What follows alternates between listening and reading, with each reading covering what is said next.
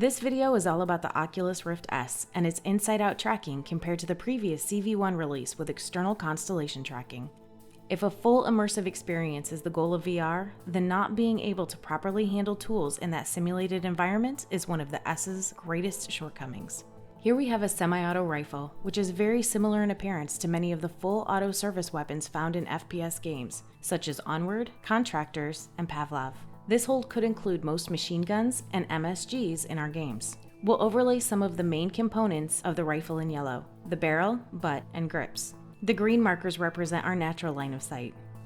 Now we'll transition into a VR pose that we typically have when using the Rift CV1. Because of constellation tracking, we can keep the form tight, with arms pulled in close to the body and dominant hand close to the face.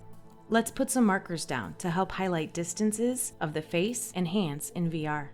When we bring back the stance we captured from reality, we can see very little deviation between the hand and eye overlays in our pose. This verifies we are maintaining a good posture in VR. Take note of the proximity of these optics. This too is what we want. So how does this compare to the Rift S? First, let's bring back our reality and corresponding overlays. And now let's examine how the Rift S controllers would look when held in the same way as when we use the CV1. We'll try keeping the head and hand placement the same as before. When we do, however, we run into major tracking problems.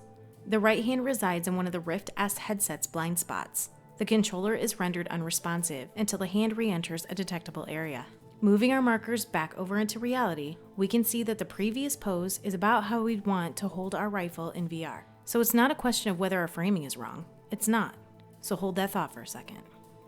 So what about the other rifles? Here's another semi-auto rifle with a different looking stock. We'll use this as a reference for our game's military-style weapons like the M1903. We can use it to simulate bolt action, lever action, semi-auto long rifles, and pump action shotguns as well.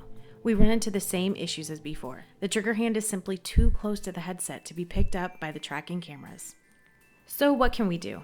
In order to play these FPSs, we must dramatically change our gameplay, and not in any way I'd call great. If we use the S, the hands must be extended further away from the body. The butt of the stock can no longer rest against the shoulder, making the entire rifle feel unnatural to handle. Even if you play using a VR stock, like the ProTube VR setup or similar apparatus, whose form factor is adjustable, the rack will still feel awkward. That is, if you're at all proficient with the real thing. The best you can hope for with such a device is in its ability to keep your trigger hand at a consistent distance away, as to not mistakenly pull in too close. If your goal is to merely win games, then eventually you'll get past the learning curve and your body will adjust to the pose. But if you're wanting the full immersion experience, then I'd be looking to stick with a VR unit that still uses constellation tracking.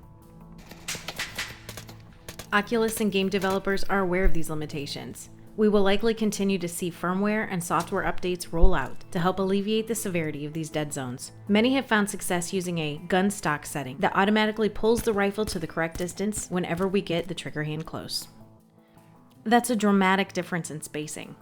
Let's quickly overlay some commonly used optics over our functional Rift S pose. If you recall from an earlier segment in this video, the optics sat too close to the face. Check out where the red dot or holographic sight would be. Notice it's not close at all. For any magnified optic to work properly, it is imperative that you limit the distance between your dominant eye and the ocular lens. Increasing the gap severely diminishes the eye relief. It's nearly impossible to use a telescopic scope and difficult to quickly locate the projection on red dot and holographic sight. With pistols, we keep our hands interlocked, our left thumb always pointing downrange and shoulders square as we face our target. It's the same way in VR. It's easily repeatable and allows for a very fast target acquisition. Since our arms are fully extended, there are no issues with tracking whatsoever using the S. In fact, having the tracking rings above allows for a more natural hold with the VR pistol. If you are shooting nothing but pistols, you should most definitely be shooting with the Rift S. One more quick point: bows.